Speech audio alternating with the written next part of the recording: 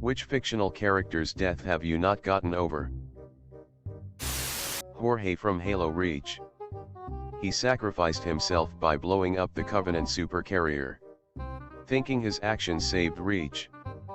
Then moments later the whole Covenant armada appears out of slip space to eventually burn the planet he loved too much to glass. He died thinking he just saved the planet. We should all be so lucky. Honestly. All of Noble team hit me hard. Tell M to make it count. Slip space rupture detected X-100. What does he get off calling a demolition op prior? Commander. You don't have the firepower. I've got the mass. Solid copy. Hit M hard. Boss. You're on your own. Noble. Carter out. I'm ready. How about you?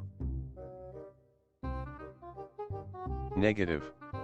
I have the gun. Good luck. Sir. Good luck to you.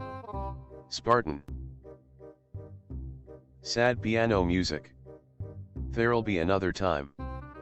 Spartans never die. They're just missing in action. Can you survive? Alone. Long ago. The Covenant decided to take Reach and that no man, make that no Spartan, could stop them. You gave Reach your all to achieve this point. Fight if you must. But understand that you reach nothing. Your efforts will live on in the annals of history. And all of humanity will sing your praises for centuries to come. Be the lone wolf if you desire and fight for all you can. But you know this is not a battle you can win. It is time to say goodbye. It didn't take long for Reach to fall. Our enemy was ruthless. Efficient. But they weren't nearly fast enough. For you had already passed the torch. And because of you, we found Halo. Unlocked its secrets. Shattered our enemy's resolve. Our victory, your victory was so close. I wish you could have lived to see it.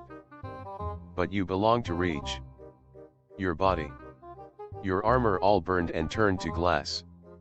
Everything except your courage. That you gave to us. And with it, we can rebuild. Edit. Comic relief. From the good GYSGT Buck. I owe you one. Spartan. I'll see you in hell. I haven't actually played the campaign for Reach in a few years and I can still hear all those lines perfectly. Sean Bean. The forest spirit from Princess Mononoke. Data. I was handling it okay. Then his brother started singing a halting and broken version of Blue Skies and I was just crushed. Edit. It came out 20 years ago. Is it still a spoiler? Even more crushing. The first scene from Picard where Picard is dreaming about playing I forget what game something with Data. And Data asks him why he's not playing to win. And Picard says I don't want the game to end. I was fucking sad for a day or two after that. Man. Fuck this thread. Keeps reading. Lenny from Of Mice and Men. Tell me about the rabbits. George. To this day it's still the only book that has brought me to tears. It took me so long to get through those last few pages. John Coffey. From the Green Mile. Please don't put the mask on me. I'm scared of the dark. The dogs in Where the Red Fern Grows. Jesus. I had completely forgotten about this. And that brought back memories of Old Yeller as well. Morton Solus. Had to be me. Someone else might have gotten it wrong. I made a mistake. First time in the series he used the word I. His work on the genophage fucked him up so much he had to detach himself from his work completely. You reminded me of Legion. It uses we to refer to itself. But at one point it uses I. If you pay attention, Legion starts separating itself from other Geth earlier than when he says I. He starts calling Geth both heretics and others they. Also, related, once he had achieved true intelligence, he calls Talai by her first name rather than creator Zora. Guess I'm getting too old. Littlefoot's mom yo. Probably the saddest kids movie death ever. It was way too much. I felt like I lost my own mom that day. Always wanted to eat a tree star. The way Spike eats the big circle of weeds. I wanted to eat grass like that as a kid. Yep. The guy hatches. Eats everything in sight. Then takes a nap. Spike is my spirit animal. Charlie from Lost. But not Penny's boat. Arthur Morgan's death really took a toll on me. You spend half of the game knowing what's to come. Dreading it. Simultaneously watching this badass killer trying to right his wrongs and save his family.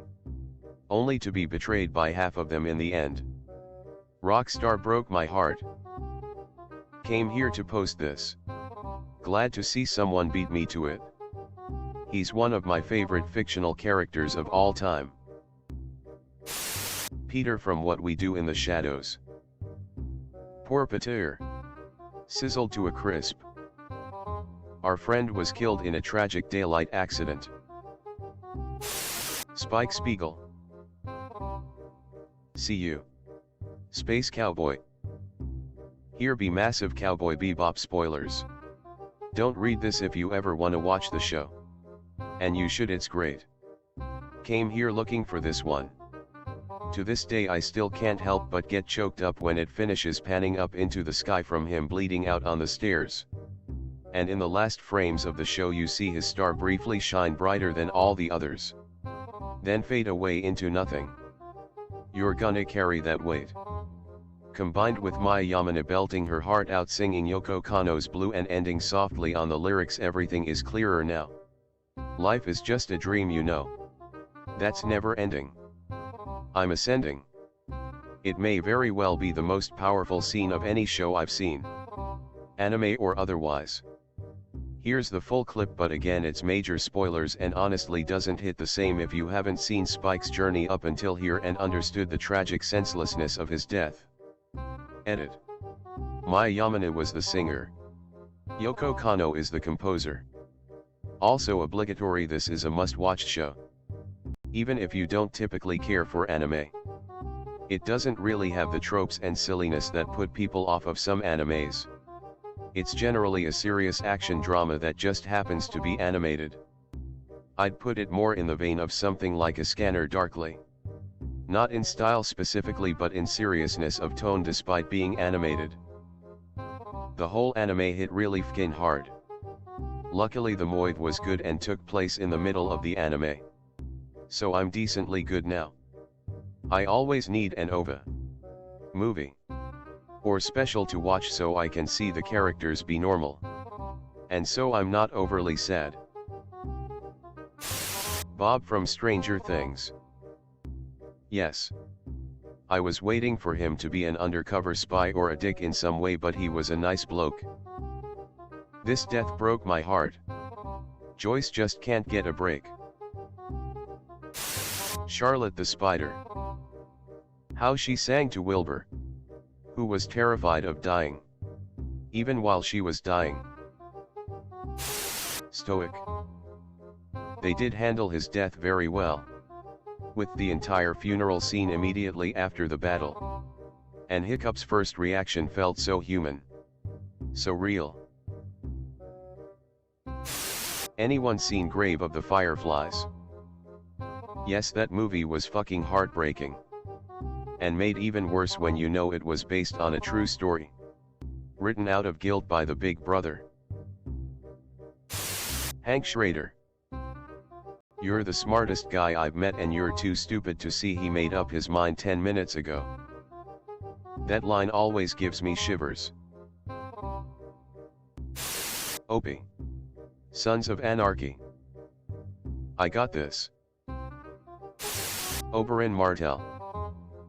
Oh god, his death was one of the worst in the entire series.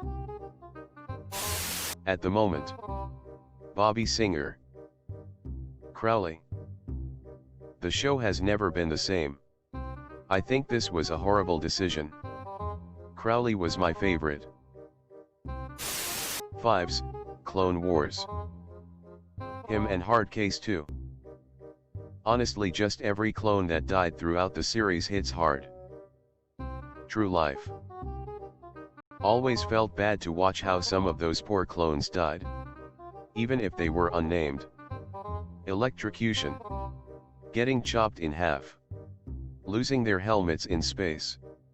Friendly fire, etc. Oh god. The last one reminded me of the Umbara arc. Specifically this part. The image of Rex taking off the face mask, only to see his own dead face looking back at him, is one of the most haunting things I've seen from Star Wars. Shireen Baratheon. There were brutal deaths and then there was Shireen. If he commands you to burn children, your lord is evil. I loved that girl like she was my own. Davos shows some great restraint. He's legit holding back, the heartbreak and anger is evident in his voice. I had goosebumps. She was good. She was kind. And you killed her. Liam Cunningham is a treasure. Kelsier from the Mistborn trilogy. He was my favorite character and I really did not expect his death. I was waiting for him to come back. Because I really could not believe that he was indeed dead. I wanted to continue the trilogy after the first book, but missed Kelsier too much. A few years later I finally finished the second and third book and have to say, they were great. Even without him. Brandon Sanderson just did a really good job with this series.